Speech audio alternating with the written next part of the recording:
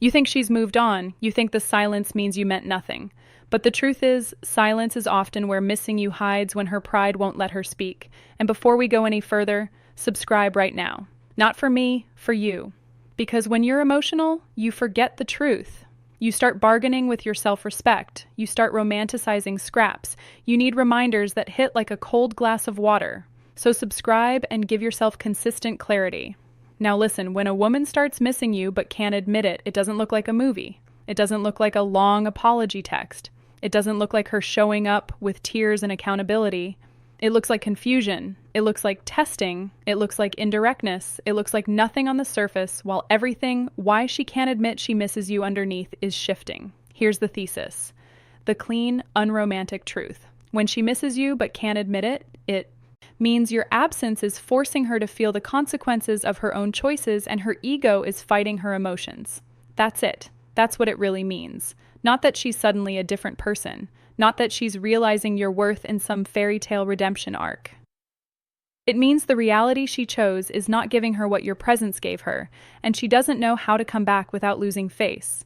And if you're not careful, you'll take that as an invitation to lower your standards. You'll take her internal conflict as proof you should chase. You'll take breadcrumbs as a banquet. That's where men lose themselves. Let's build the reasoning ladder step by step, so you stop guessing and start seeing. The misconception is this: if she misses me, she'll tell me no. If she was emotionally mature, yes. If she was grounded, yes. If she respected you and herself enough to be direct, yes. But most of the time, missing you is not the first hidden sign. Same as choosing you. Read that again. Missing you is a feeling. Choosing you is a decision. Feelings come and go like weather. Decisions reveal character. So, the hard truth is this: she can miss you and still not be willing to do what it takes to have you in a healthy way. She can crave the comfort you provided while refusing the responsibility that comes with it. She can want your attention without wanting your leadership.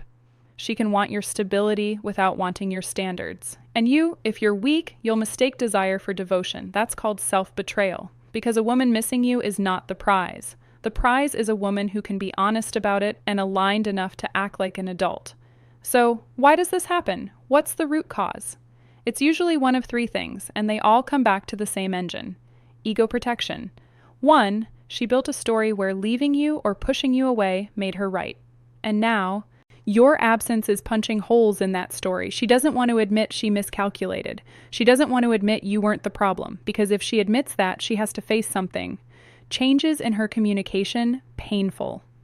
That she lost something valuable because of her own behavior, her own indecision, her own disrespect, her own inability to communicate. That's a blow to identity. That's a blow to pride. 2, she misses the way you made her feel, not necessarily who you are. You were a mirror that reflected her value back to her. You made her feel chosen, safe, desired, seen. Now that mirror is gone and she's staring at herself without the flattering lighting. That doesn't mean she loves you. That means she loved the emotional experience you provided. That's called attachment to benefit. 3, she's scared that admitting she misses you gives you power because in her mind, whoever cares more loses. So she plays it cool. She posts. She accidentally views your stories. She asks mutual friends about you like it's casual. She sends a random message that has no substance. She tries to reopen the door without having to walk through it with accountability. That's called maintaining leverage. And the reason those behaviors feel so confusing is because they're designed to be not always consciously, but functionally. When silence means something. She wants the relief of your presence without the vulnerability of admission. And now we get to what it costs, because it costs you something if you don't handle this like a man with self-respect. It costs you your center. You start checking your phone like a gambler at a slot machine. You start narrating her behavior like it's a secret code. You start living for hints. You stop training. You stop building. You stop leading your own life. You stop being the man she could respect because you're busy being the boy who wants reassurance. And that's the tragedy, because the moment you start chasing the version of her that might come back, you abandon the version of you that was finally waking up. You cannot rebuild a relationship on anxiety. You cannot earn respect by begging. You cannot negotiate attraction. Let me say it in a way you won't forget. If she senses that your self-worth is dependent on her response, she will feel pressure, not admiration, and pressure kills desire. Neediness turns romance into obligation. You become another task on her list. And no woman misses a task. She misses a man. So what's the reframe? The reframe is emotional signals. You should notice this. Her missing you is not your cue to re-enter the chaos. It's your cue to measure whether she can meet you at the level you now require. Because if your absence created clarity in her, good.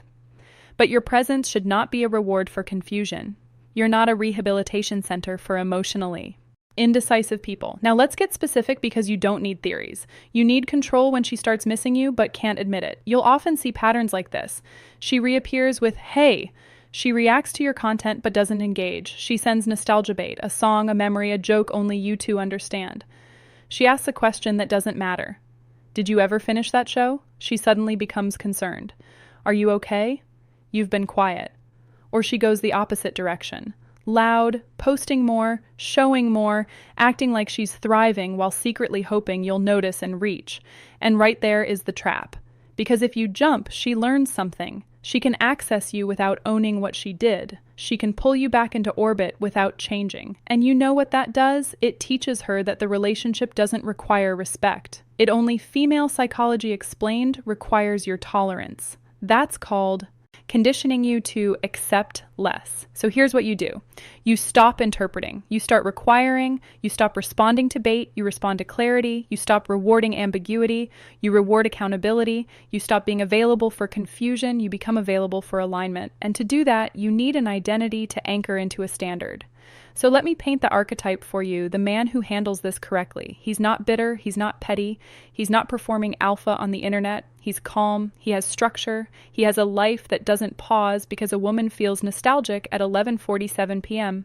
He wakes up and his body is handled, training, discipline, sleep, food. He has work that matters, maybe not glamorous, but purposeful. He's building competence, not just confidence. He's becoming undeniable in private, not dramatic in public. He doesn't hate women. He hates weakness in himself. He can feel loss without turning it into desperation. He can miss the moment. She starts realizing your value her without making it her job to fix his emotions. He can love and still walk away. And his boundaries are not threats. They're facts. He doesn't say, if you don't do this, I'm leaving. He simply leaves when the behavior doesn't match the standard. Because he knows something you need to know. The only leverage a man has is his willingness to walk away from what dishonors him. That's called self-respect. Now let's talk action. Real action, not fantasies. First, stop contacting her to see where she's at. That's a lie. You're not checking her temperature, you're asking for validation. And every time you ask for validation, you tell your nervous system that you cannot regulate yourself. You hand her the steering wheel of your emotional state. Stop. Second, if she reaches out, you do not reward vague. If she says, hey, you don't pour your heart out, you don't rush into humor, you don't audition for her attention like you're trying to win your spot back. You keep it grounded, you keep it clean, you can respond, but you respond like a man with a spine. You match energy and you require clarity because clarity is the currency of adults.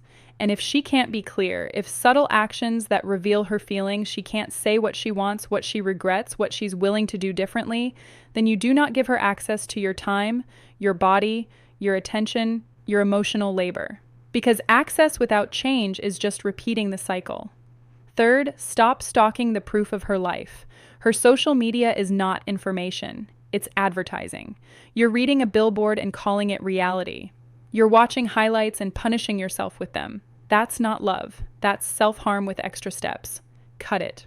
Fourth, redirect that energy into the things that make you dangerous in the best way. Your health, your finances, your craft, your relationships with men who hold you accountable, your ability to be alone without collapsing. You don't level up to make her regret it. You level up because you're done being the version of you that settles for emotional confusion. Fifth, if she returns with something real, if she actually admits it, owns it, and shows a plan, then you still don't rush. You watch behavior over time. You don't get hypnotized by words. Words are cheap, consistency is expensive. Let her pay the price. And if she doesn't return, good. Because then you're not dealing with a woman who can't admit it. You're dealing with a what you should do next woman who won't choose it. And you don't build your life around someone who won't choose you. Now, I'm going to address the part of you that's still clinging because I know it's there. You want to believe that if she misses you, it proves you mattered, but you don't need her pain as proof of your value. You Don't need her regret as closure. You don't need her return as a certificate that you were enough. That's the little boy talking. The man already knows he's enough because he is becoming more every day by choice, by discipline, by standards. If she misses you, fine. Let her miss you. Missing is not a contract. Missing is not a commitment. Missing is not repair. It's just a feeling.